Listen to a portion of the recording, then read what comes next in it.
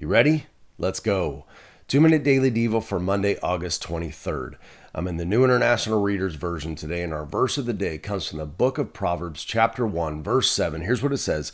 If you really want to gain knowledge, you must begin by having respect for the Lord. But foolish people hate wisdom and instruction. This is another proverb written by Solomon, and if anybody knew about knowledge, it was Solomon. God came to him and said, hey, I'll give you anything you want. And Solomon didn't ask for riches. He didn't ask for long life. He asked for wisdom and knowledge. So he knows about it more than anyone else. And Solomon knew that if you want knowledge, the number one way you do that is respecting the Lord.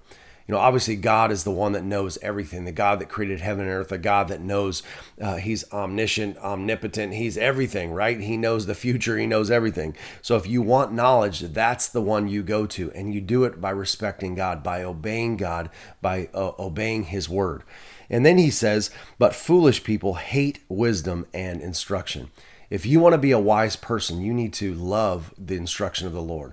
You need to love God's words, God's wisdom, because it's what's going to keep you out of trouble. If you want to choose to disregard and disrespect and turn your back on the wisdom and knowledge that God gives us in his word, then you are a foolish person and you're going to be in trouble and you're going to be in pain. You know, the Bible talks about if you walk with wise people, become wise, but the companion of fools is going to suffer harm.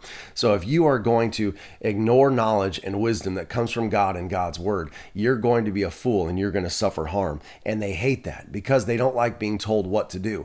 We have to submit ourselves. We have to submit what we think is best and go to God, because ultimately God knows more than all of us, right? So I want you to think about that today as you head out. That I want you to think about, if you are a person that wants to have knowledge, it comes by respecting God, by saying, God, I know that you know more than I do. I acknowledge that you are full of wisdom and knowledge. I'm going to lay down my desires and wants, and I'm going to do what you tell me to do and obey your word. All right, that's it, guys. I'll talk to you tomorrow.